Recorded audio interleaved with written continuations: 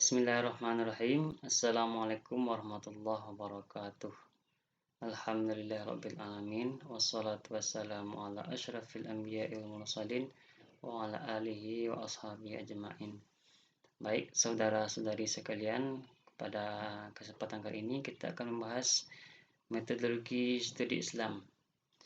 Metodologi studi Islam pada kesempatan kali ini akan membahas mengenai pendahuluannya, yaitu perkenalan dari mata kuliah metodologi studi Islam.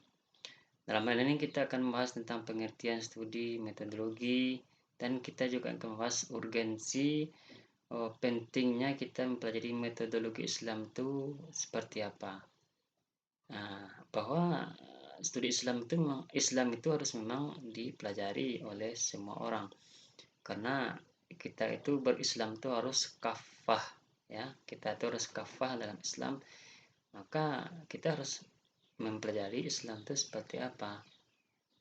Baik, ya kita masuk kepada pengertian metodologi ini. Ya, mungkin saudara-saudari sudah paham, cuman kita bahas juga. Metodologi ini terdiri dari dua kata, yaitu metode dan logi, ya. Metode yaitu cara atau langkah, dan metode itu dia teratur seperti itu. Yang namanya metode itu teratur, ya. Kemudian ditambah dengan logi, dia menjadi ilmu, ya. Metodologi adalah ilmu tentang cara atau langkah yang tepat dalam mengkaji sesuatu. Nah, tujuan akhirnya adalah memperoleh kebenaran. Nah, memperoleh kebenaran dari yang kita cari itu seperti apa. Jadi seperti nanti saudara-saudari akan akhir kuliah akan membuat skripsi, maka skripsi saudara-saudari itu dia mempunyai metodologi, ya, metode dalam penelitian itu seperti apa. Nah, jadi skripsi saudara-saudari itu tujuannya adalah memperoleh kebenaran, ya, memperoleh kebenaran dari pertanyaan-pertanyaan dari skripsi saudara-saudari tersebut. Nah, itulah metodologi secara sederhana. Lebih lanjut, saudara-saudari bisa cari dari referensi-referensi yang lain. Kemudian pengertian dari studi, artinya adalah menelaah, mempelajari, atau penelitian atau penyelidikan. Jadi studi itu adalah suatu kegiatan, ya, suatu kegiatan untuk menelaah, mempelajari. Kalau metode itu adalah cara-caranya, ya, langkah-langkahnya yang tepat seperti apa.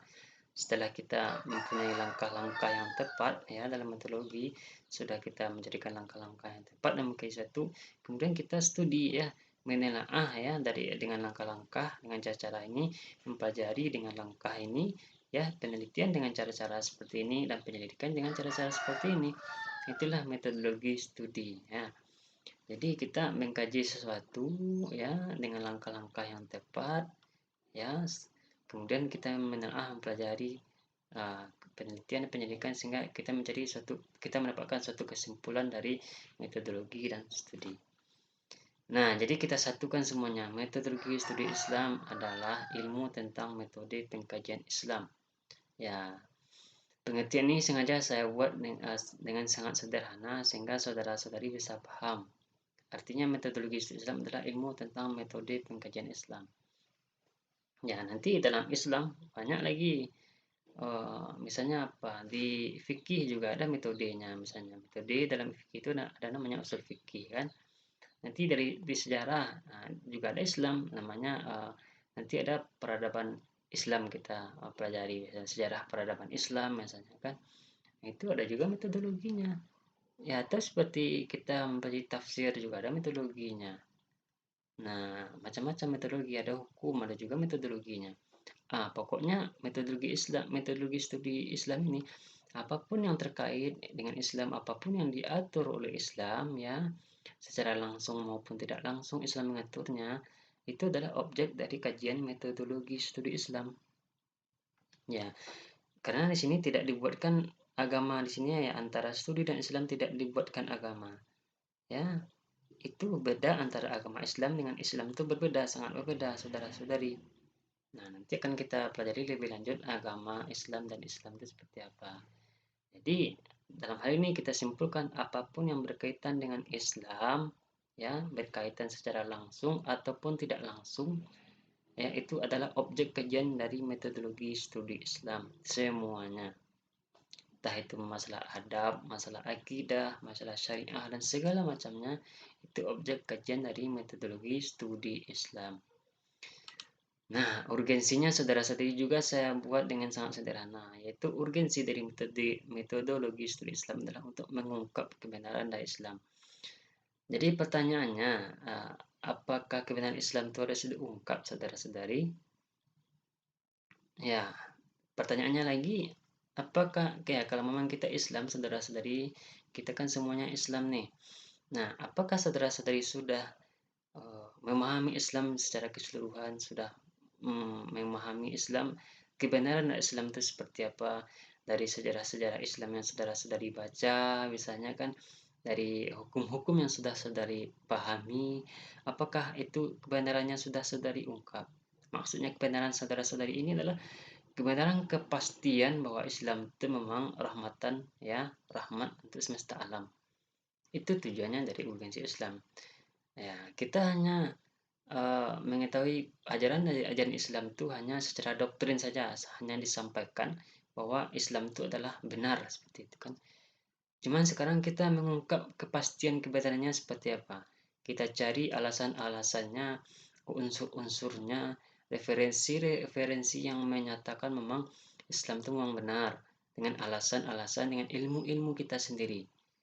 Ya, seperti itu saudara-saudari. Nanti akan saya ungkapkan contoh. Nah, ini contohnya. Contoh dari unsur Islam itu adalah sejarah dari Rasul sendiri. Itu kan unsur dari Islam. Nah, Rasul itu kan unsur Islam. Dan sejarah Rasul juga unsur dari Islam. Nah, di sini sejak dulu kita mengetahui bahwa Rasul itu adalah ummi. Nah, ummi ini kita bahas saudara-saudari. Apakah ummi ini artinya buta huruf atau ada makna lain dari ummi? Nah, kalau kita tahu dari dahulu, ummi itu adalah buta huruf yang tidak bisa baca tulis. Ya, apakah memang seperti itu? Apakah memang benar Rasul itu buta huruf? Ya, atau ummi ini mempunyai makna lain? Makna lain dari ummi itu adalah kaum yang tidak mempunyai kitab. Nah, apakah pengertian ummi ini Rasul sebagai orang Quraisy adalah orang Quraisy itu tidak mempunyai kitab sebelumnya, sehingga mereka itu dalam hal tauhid mereka tidak mengetahui apa-apa. Apakah seperti ini? Ini dua hal ini saudara-saudari, buta huruf dan kaum yang tidak mempunyai kitab adalah sebagai perbandingan, sebagai istilahnya stimulus untuk saudara-saudari meneliti ummi ini sebenarnya seperti apa. Jadi selama ini kita masih didoktrin ummi itu adalah buta huruf. Apakah memang buta huruf? Untuk meyakinkan saudara-saudari kebenaran dari ummi itu adalah apa, maka saudara-saudari harus menelitinya. Karena ini adalah unsur sejarah, maka saudara-saudari harus menelitinya dalam segi sejarah, ya, dengan ilmu sejarah. Nah, kemudian kita lanjutkan. Kalau memang ya seperti itu, sebab Rasul itu ummi seperti apa? Kalau memang ya Rasul itu buta huruf. Ya, sebab Rasul ummi itu apa? Nah, berarti ada sebabnya. Harus kita gali lebih jauh lagi. Ummi itu kenapa? Apa penyebabnya ummi? Apakah yang pertama itu keinginan oleh Rasul itu tidak ada untuk belajar tulis baca? Ya, sehingga ini akan menjadi rahasia, akan menjadi pendukung mukjizat dari Al-Quran. Ya, karena orang-orang Quraisy atau orang-orang kafir menganggap Al-Quran itu adalah tulisan dari Rasul. Mematahkan salah satu mematahkannya adalah dengan Rasul itu tidak bisa membaca tulis atau buta huruf, sehingga tidak mungkin seorang buta huruf bisa menulis Al-Quran yang sangat indah itu. Nah, apakah memang keinginan Rasul tidak ada untuk belajar tulis baca, untuk memelihara Al-Quran, ya, untuk kemujizatan Al-Quran, atau memang kesempatan oleh Rasul itu tidak ada, ya, kesempatan Rasul belajar itu tidak ada. Karena kenapa? Karena dari dulu itu Rasul sudah sibuk dari kecil. Pada kecil Rasul sudah bergembala, sibuk bergembala, seperti itu. Kemudian setelah remaja Rasul sudah sibuk berdagang. Ya, saudara-saudari, apakah alasannya karena tidak adanya keinginan dari Rasul untuk belajar, atau memang kesempatan dari Rasul itu tidak ada? Ya, ini harus saudara-saudari ungkap melalui metodologi studi Islam, melalui pelajaran sejarah. Ya, penelitiannya ada dalam sejarah, metodologi sejarah lagi naiknya. Nah, jadi kita semuanya dari kecil sudah mengetahui Rasul itu ummi. Ini harus kita ungkap kebenarannya ummi itu apa. Jangan kita hanya sekedar mengetahui Rasul itu ummi, Rasul itu ummi. Nah, ummi itu apa sebenarnya? Itu baru salah satu contoh. Ini kita mengungkapkan ini saudara-saudari adalah untuk memperkuat keimanan kita seperti apa. Ya, kita harus memperkuat keimanan kita dari segala hal. Nah, kemudian lanjut. Nah, kemudian contoh yang kedua, gambaran surga dalam Al-Quran. Digambarkan Allah adalah taman yang mempunyai sungai. Nah, pertanyaan di sini saudara-saudari, apakah surga yang digambarkan seperti taman yang mempunyai sungai ini, apakah makna ayat ini secara tekstual atau ada makna lain yang perlu dijelaskan? Kenapa seperti itu saudara-saudari? Kalau memang surga itu digambarkan taman yang mempunyai sungai seperti itu kan, kalau kita pahami secara tekstual, ya, saudara-saudari, saya tekankan kalau kita pahami ayat tentang gambaran surga itu secara tekstual, artinya secara yang tertulis ini, ya, bagi kita orang Indonesia, taman yang punya sungai itu adalah hal yang biasa seperti itu. Ya, taman yang punya sungai bagi kita orang Indonesia itu hal yang sangat biasa. Jadi kalau memang ya taman yang mempunyai sungai itu adalah hal yang biasa bagi kita orang Indonesia, berarti surga yang ada dalam Al-Quran itu adalah hal biasa. Berarti kesimpulannya Al-Quran adalah hal yang biasa. Ya, apakah memang seperti itu saudara-saudari? Ya, untuk mengungkap apa yang sebenarnya surga yang digambarkan dalam Al-Quran, maka kita perlu metodologi tafsir namanya. Tafsir itu adalah bagian dari Islam. Ya, maka untuk mengungkap ini apa sebenarnya surga, maka kita perlu yang namanya ilmu tafsir. Tafsir untuk mengungkap apa yang ada dalam Al-Quran. Ya, saudara-saudari. Dan bahkan di Indonesia sungai ini menjadi momok lah seperti itu. Apabila sudah datang musim hujan, sungai ini akan meluap dan akhirnya menyebabkan banjir. Nah, apakah memang seperti itu ya, surga yang digambarkan dalam Al-Quran? Ya, berarti kita harus mengungkap secara benar sehingga memunculkan keyakinan dalam hati kita bahwa surga itu sebenarnya apa. Nah, kemudian lanjut kepada contoh yang ketiga. Contoh yang ketiga, ya beberapa waktu belakangan ada beberapa golongan yang menyerukan tentang pemerintahannya khilafah seperti itu. Ya, yang dimaksud oleh pemerintahan khilafah ini apa? Ya, kalau kita ingin telusuri pemerintahan khilafah ini seperti apa? Ya, ada dua ya kemungkinannya. Apakah yang khilafah ini dimaksudnya khilafah inilah sistemnya pemerintahan seperti pemerintahan Rasul dan para sahabat, atau yang maksudnya khilafah ini nilai-nilai khilafah itu ya yang perlu kita pahami di sini saudara-saudari, Rasul dan sahabat ini hidup di mana, suasana seperti apa, kemudian mental watak seperti apa, ya itu mengenai tempat, waktu, watak itu semuanya akan merubah uh, ketentuan-ketentuan. Nah, Rasul itu kita lihat dulu, Rasul itu dan sahabat hidup di Jazirah Arab. Sedangkan seperti kita di Indonesia itu berbeda juga watak kita orang Indonesia dengan watak kita orang Arab. Nah, dan juga Rasul itu dan para sahabat hidup lebih dari 14.000 abad yang lewat. Sedangkan kita uh, pada masa saat sekarang ini itu waktunya sudah jauh berbeda. Ya, pada masa Rasul dan sahabat belum ada teknologi dan segala macam. Ya, pada masa sekarang sudah teknologi itu sudah menjamur. Ya, sampai anak kecil pun sudah paham dengan teknologi.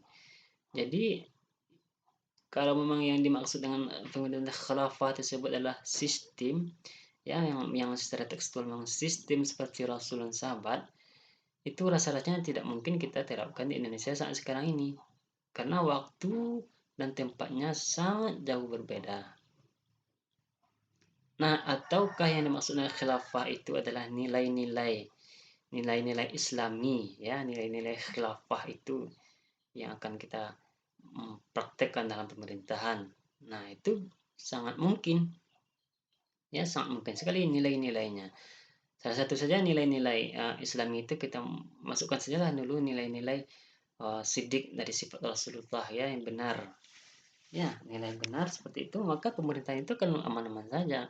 Apabila ditanyakan misalnya, apakah kamu korupsi misalnya itu, apabila ada nilai benar dalam, dirinya, maka dia akan mengakui saja, "Saya akan korupsi," dan segala macam. Maka semua semua permasalahan di pemerintahan akan berjalan mulus seperti itu.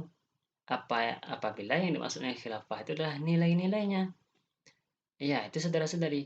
Ini yang membahas, yang ini adalah yang khilafah ini, eee, yang membahasnya adalah, tata negara ya, hukum tata negara.